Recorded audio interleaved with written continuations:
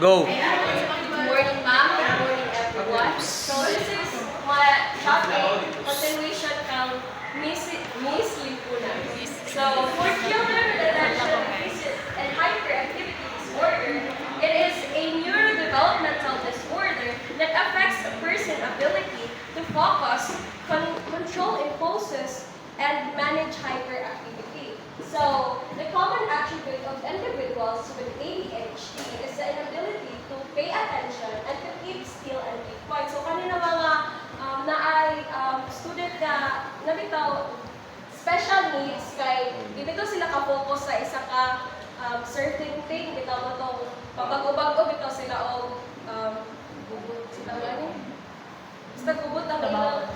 Tapos, it is important for the teacher to modify work schedule and work environments.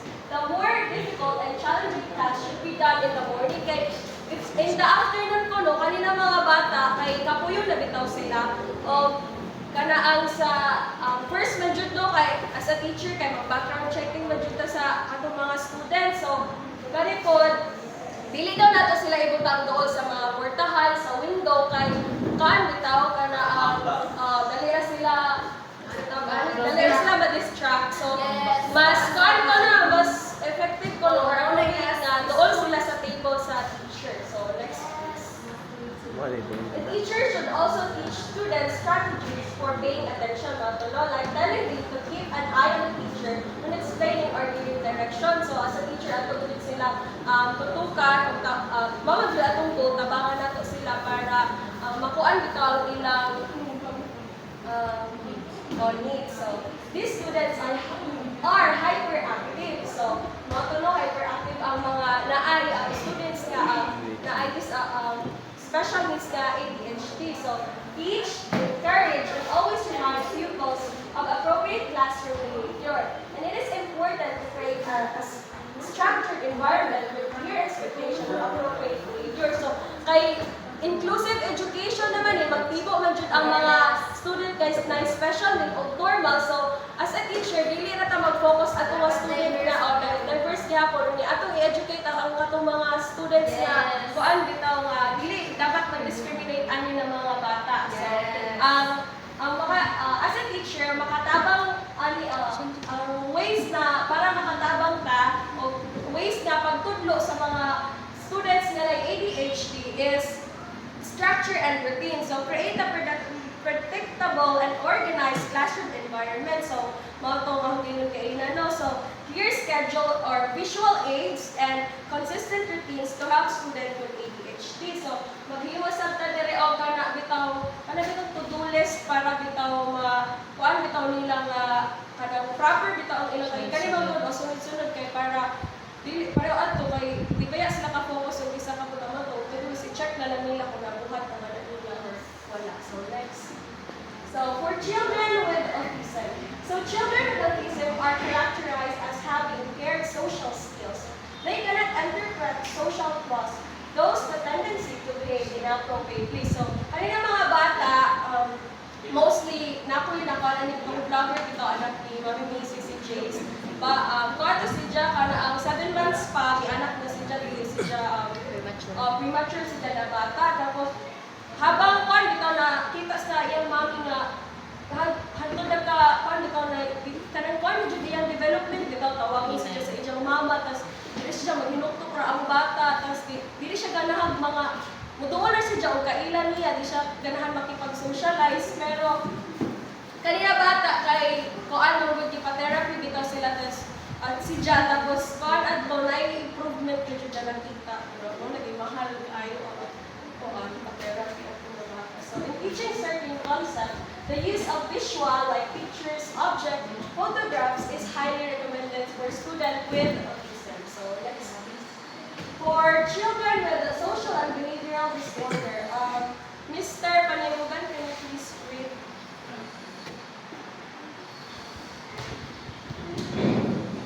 Usually lack interpersonal social skills. They have difficulty interpreting social clues. As such, they should be taught interpersonal skills, techniques like group work, cooperative learning, partnering with peers and adults for academic tasks, or suggested to improve their interpersonal and social skills. So like, So, yeah. So, they need some help so they can improve their social skills or interpersonal skills nila para ma-boost, para mawala shyness. okay, thank you, Mr. Ed. So kanina mga student no kay maglisod gyud jud og kanang socialize sa iyang kanang co-peer. So ang atong kuan na jud as a teacher, so makikolaborate ta sa parents, una magiging po background checking test. Importante po na makikolaborate ta sa parents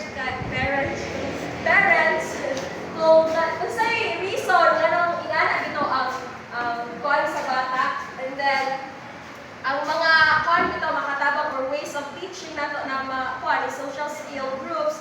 So facilitate social skill groups where student can practice in their acting peers in a safe and structured environment. So para makikolaborate bitaw sila, encourage ang kanina mga student na makikolaborate sa ilang mga classmate para na bitaw interaction o mawala mas matabangan nato nga makikisocialize sila. So next, for children with mental retardation. So Miss Jalen, Those with mental retardation require pacing instructions slowly. In assigning tasks, teachers should give students more time to think about it.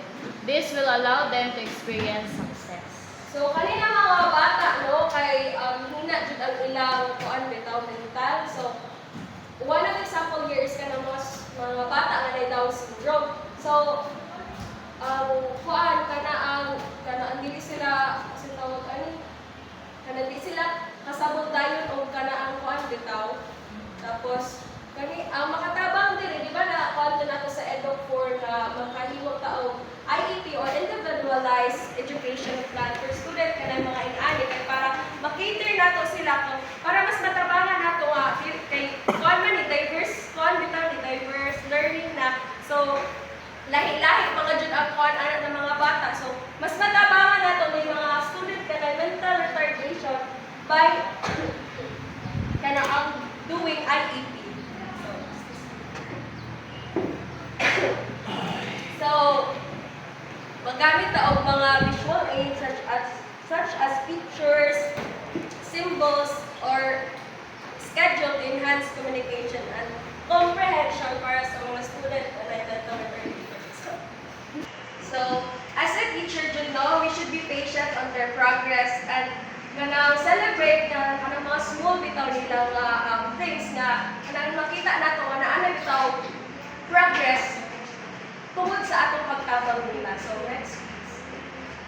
For children with physical and sensory impairments. So those with physical and sensory impairments, like those with physical and health problems, experience limitation in learning. So natakol sa nato sa atong EDUC-4, which is the visual and the hearing impairments sa mga students. So sa visual impairments, bitaw sa ganito'y makatabang sa mga students nga kung ano bitaw like braille, ato braille technological aids, tactile aids, and manipulative like experience book, object books, routine books, theme books. So for those with visual impairments, they should first be oriented with the layout of the classroom ato silang tabangan niya. Especially kana ang totally blind bitaw na mga student na special needs. So next is for those with hearing impairment or hearing loss, auditory presentation should be supplemented with visual material. So makatabang po ito bitaw hearing aid, tapos sign language, technology bitaw makaan. Then next please. For the intellectual gifted students, so Mr. Gifted students or those with unusual high ability or aptitude serve as challenge in teaching. The teacher should be able to keep in pace with the giftedness of in the teaching given their high abilities. They should be provided with individualized tasks and assessment which they can independently work on. So as a teacher, it is a challenge for us na maka-encounter ng mga student na may intellectual gifted students, and we should kanang kuanon dito sa tawag ani nga ato hanapon dito ang ilang weakness o strength kay for example, once mamali na ta inom ng dayon ta nga usa man is ma'am or kakuan kay mga bright pa yung mga bata dapat ang standard ma-meet pud biya nato. So it is a challenge jud nga maka-encounter na ani ng mga student. For example, like kato ang matibo ang mental retardation of student with gifted intellectual gifted students. So lain-lain jud na approaches or strategies ang atong himuon aron matutukan na ng mga students. So next please. The teacher can look and differentiate the techniques and instructional materials in teaching students, whether they are with or without special needs. Especially those special needs, they have to be taught differently. So, ato pong i-treat ang mga students nato nga equal na bitaw, although normal ba na sila or kanaan na ay special needs. So, next. For children with speech and communication disorders. So, Miss Abao, can you please read? Speech and communication disorders are impairments in the spoken language, stuttering, mispronunciation, and comprehension. This interferes with academic performance. Sige, thank you. So, kanina mga bata, mag-listen o na sila mga language disorder, kanang dili sila dali ikaw makasabot kung unsa na word, unsay pagbasa ana. So, as a teacher, magamit ang mga visual aids, tudluan nato sila basic bitaw nga katong sound sa bitaw kanang for example kana unsay pag-pronounce sa Phonics. Phonics like mga inanak. So for those students with specific academic and connected difficulties, the school should provide them opportunities for success in academic tasks. No? So makatabang na jud ang IEP bitaw sa kanila mga students nga moto atong gitakod pubaya sa etong form na katabang ang IEP sa mga student nga na special needs kay para mas matutukan nato kung unsa mga ways or strategies na ato bitaw ko ang matabang ani ng mga students. So next please.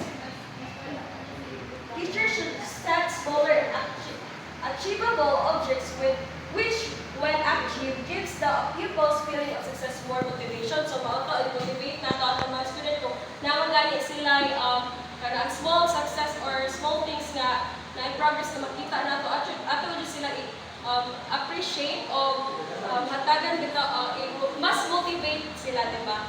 So next is for children emotional or behavior problems. It would do well for the teacher to enhance their student achievement and improve their social relationship. So there are similarities with emotional and social behavior problems, which is mag-isod bitaw sila o interact sa ilang co-peers. So given the emotional condition of these children, the teacher should be keen and alert and looking for signs of neglect or abuse at home, like physical injuries, bruises, untreated medical needs, and the like. So, kanina mga student, makita nato kung nakitaw sila yung mga ganito basa. So, it is important no nga makikolaborate dito sa parents nga nung naingan ang bata, usay rason, ingana. Kanina kung na mga bata kay kana ang usay tawag ang hilig o itong mga palaaway, tapos kana ang hilig magsyagit-syagit, tapos tabangan nato sila bitaw kung when o kanusa bitaw ang proper na pagtindog o pag-intog bitaw sa within the classroom kay tibo na maya ni siya sa maka-encounter na kay diversity na dalawa. So next.